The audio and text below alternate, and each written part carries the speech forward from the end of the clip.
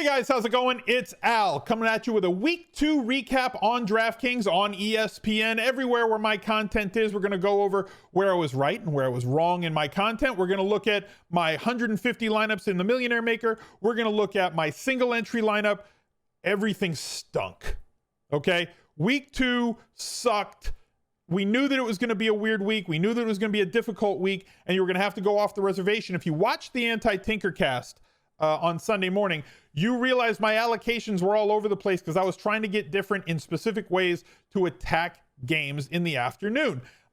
Week 2 is a different slate than you're going to see more often than not during an NFL season. It was very weird and very backloaded with great plays, also with extremely chalky plays. So we're going to see what we tried to do to get different. I just didn't do enough of it or get enough of them into the same lineups to take advantage of the games that went nuts late. So thank you guys for being here on the second channel where the recap video has lived for now. This is its second season on my second channel. So if you were from the first channel, drop a like on the video, subscribe to the channel, leave me a reply down below letting me know how you did in week 2 and what you'd like to do better in week 3.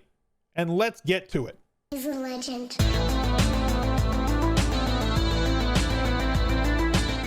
First off, I wanted to say thank you to all of you guys who have been so generous and so amazing through the first 2 weeks of our 4-month fundraiser to try and raise $25,000 for No Kid Hungry.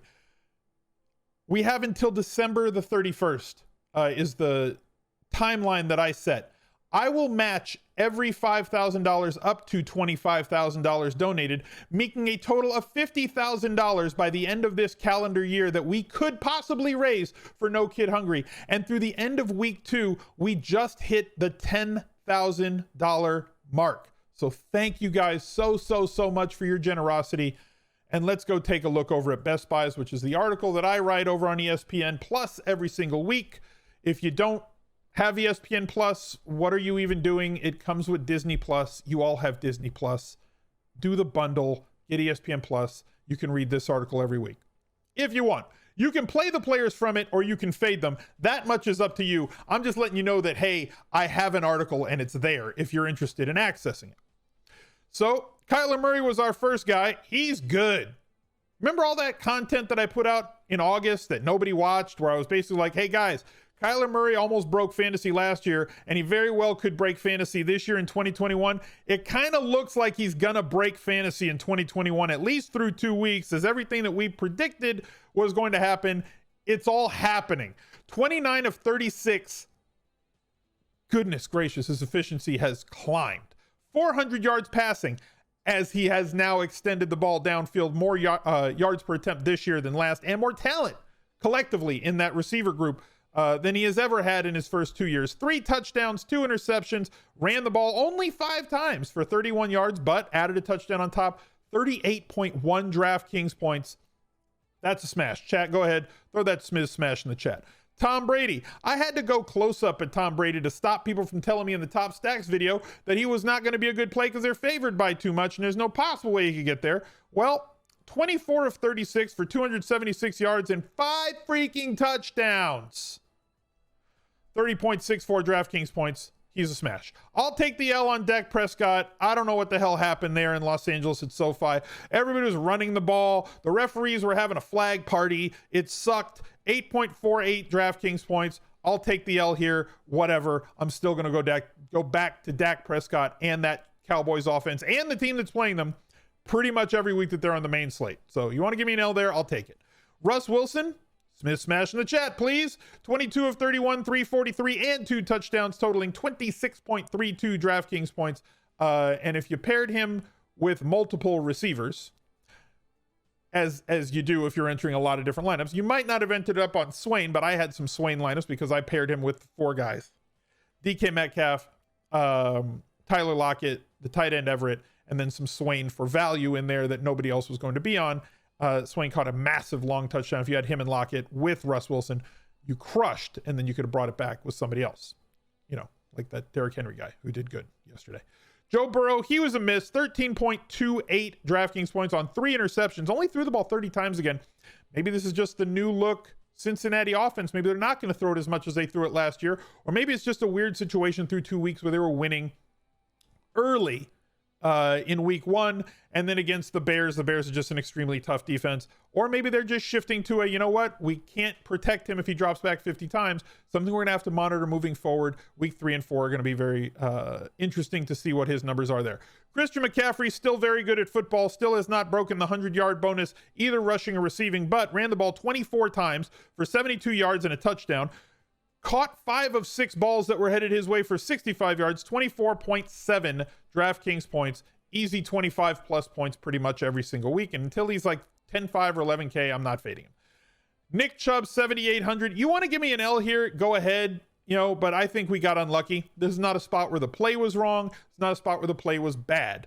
He ended the day with 11 carries. 11. He had 11. They gave this beast the ball only 11 times. 95 yards, missed the bonus by 5, scored a touchdown, 1 catch on 1 target for 3 yards, 16.8 DraftKings points. So he didn't smash, but he didn't kill you. It's not like he had like a 5-point day, but like 3 rushing touchdowns on the day and 1 receiving touchdown for a running back. And Nick Chubb got 1 on 11 touches, or 12 touches, 11 carries. Goodness gracious. Come on, Browns. Don't make things so difficult for yourselves. Just give the guy the ball like 18 times and throw it to him 2 or 3, and we'll call it a day, and you'll win most of your games. Austin Eckler, 9 carries for 54 yards, but targets are worth 2.8 carries. He caught 9 balls on 9 targets for 61 yards, no touchdowns. So a very pedestrian day in terms of stats, but a 20.5 DraftKings points output. This is why players like Austin Eckler are always going to be better cash game plays than somebody like Nick Chubb or Derrick Henry, who Henry absolutely smashed, right? And Nick Chubb had a very efficient day running the ball, but their floor is low as a result of not having that type of usage in the passing game. It's like, yeah, they might get it 20 to 25 times on the ground, but 35 times for Derrick Henry in week 2. But those 6 targets for Christian McCaffrey, the 9 targets for Austin Eckler, even Najee Harris, 10 carries, 38 yards on the ground. Not a great offensive line, but caught all 5 of the targets that were headed his way for 43 yards and a touchdown. Very pedestrian stats, but 19.1 DraftKings points for only 6.3K. Solid. Chris Carson, 13 carries, 31 yards, 2 touchdowns on the ground. Really salvaged his day, did not get any targets this week, 15.1 points. David Montgomery was a bit of a disappointment, albeit he did have all the volume that we wanted him to have. So 20 carries, 61 yards, caught 3 of 4 balls for only 18 yards, 11.9 points. So disappointing finish for David Montgomery, but love the volume and will continue to attack it, especially when they're at home and favored. DK Metcalf, 11 targets, but could not cash in on them. The volume was fine. 6 balls he caught. He always is going to have, he doesn't convert targets to catches because of how high his ADOT typically is. He's not really an efficient catcher of the ball either. So his catch rate is always going to be lower than somebody like Lockett or somebody like Nook Hopkins, who's getting targeted a lot behind the line of scrimmage. So if a player like Keenan Allen or Nook Hopkins typically is going to get a lot of targets, 10, 12, 15 targets, they're going to have a lot of catches. 11.3 points for him. Disappointing. A couple other receivers went off on that team. Keenan Allen, who we just mentioned, had 8 targets, caught 4 balls for 108 yards, 14.8 DraftKings points. Fine, but not thrilling. And unfortunately, like, Justin Herbert was showing off yesterday. If you watched the game, for Watch the Game Twitter, Justin Herbert had like 6 or 7 ridiculous throws. Just absolutely ridiculous throws. Like, that made you bulge your eyes out. Whoa! Where you'd fire it like 40 yards downfield on a line. And every single time the refs were like, nope, laundry. Jesus. Sorry, yeah, 17.8 DraftKings points. Not 14.8. But every time it got called back, Keenan Allen could have had an absolutely massive day. Unfortunate for him. Unlucky Keenan Allen. But didn't kill you. CeeDee Lamb, same sort of thing. Caught 8 of the 9 targets headed his way for 81 yards, no touchdowns, 16.1 DraftKings points. A miss, but really, is it? Like, if you're getting 16 points from everybody, especially in cash games, you're fine. For tournaments, he was not helping you because you need ceiling games, and neither of them got there. as they were correlated. Said Wilson did not get a lot of targets. I'll take an L here on the value where we missed. 4.5 DraftKings points, caught 2 of the 2 targets that he got. Darren Waller, 11.5 DraftKings points, caught 5 of the 7 targets headed his way for 65 yards. Noah Fant snuck his way into the end zone, got 6 targets for 4,200. Had 6 targets, caught 4 of them for 33 yards and a touchdown, kind of salvaging his line. 13.3 points, great cash game play. Kyle Pitts was our contrarian play because of how much his salary went up versus guys like Higbee and versus Fant, where he was at 5,200, caught 5 balls on 6 targets, 73 yards, 12.3 DraftKings points. Tyler Higbee disappointed for 4.1K, 1 ball caught on 1 target for 8 yards, in spite of playing every one of the snaps and running routes on like 90% of Stafford's dropbacks. So what are you going to do? New Orleans Saints had 6. The Jets had 3. So be it. Here's my Millionaire Maker teams. Like I said, we did not do well yesterday in the Millionaire Maker or anything on DraftKings because I just did not have the right combination due to heavy influence on the late games. I had like 12% Kyler. I had like 7% Kirk Cousins. And the Cousins stacks were so underpriced. We had mentioned how Justin Jefferson was going to be under 5% again this week. He was. Didn't light it up, but like when you figure out what this stack was and when you bring it back with somebody on the other side like Rondale Moore, I didn't hit the rest of it. This was the secondary stack in this one. Christian McCaffrey, Nick Chubb was a disappointment. Christian McCaffrey under 10%. So was Derrick Henry, who we're going to talk about in just a minute. Anytime that you have Derrick Henry under 5%, the last couple of years, the way that we have liked to play Derrick Henry in this community is if Derrick Henry is under 5%, you want to overweight the field. If Derrick Henry or Nick Chubb, for that matter, is the chalk, you want to underweight the field because they have such a gap between their floor and their ceiling that they can easily bust just based on usual volume. But when somebody like Derrick Henry smashes, he absolutely smashes, right? So looking at the winner in the Millionaire Maker, if I scroll all the way up here, Derrick Henry had himself a 50-point day at 7% played in the Millionaire Maker, a Brady stack with Gronkowski here, Rondale Moore alone, Cooper Kupp cash game play at 20%, Lockett in that Tennessee game with a secondary stack here, stacking using Fournette at 5K, didn't kill you because he was less than 5%. Just weird lineups because of how weird everything was last week. This was my single entry play here in the high stakes tournament that I played, the $1,500 tournament. Or sorry, yeah, well, this was the double spy. It's the same one that I played in the double spy and the 1,500. As you can see, Chris Carson 15, Nick Chubb 16. Didn't do anything great for me. Mike Williams from the 5 under 5 video ended up at 11%, higher than I thought he would be, but clearly higher in high stakes than he was going to be elsewhere. And because I didn't smash him on, I didn't pivot off of the Cowboy stack. Probably should have in retrospect, but 8 points for Dak Prescott. Weird things happening yesterday with everybody pivoting off of stacks. I was like, well, if I stay on this stack, everybody's bailing. So if everybody bails, then it's going to come in lower than it probably should. And like Lamb was 31%. He's the high one. Dak at 11 is not all that high. Mike Williams was not going to be high, and Wilson under 10%. So like this very chalky game turned out to be not so chalky as a result. Arthur Wan did not have a good game in this spot either as a bring back for Carson as a secondary stack. Fant was my one-off in this lineup as well. Just an awful day for me there. 2 weeks in a row, I have now rostered a quarterback who has gotten me single digits in the cage match. So Jeff El Jefe ends up walking away with that one. $500 being donated from me to Reg. That is going to go out to them later this afternoon when I get to my office work. Taking a look at the Smiz Gang Listener League, which we filled, by the way.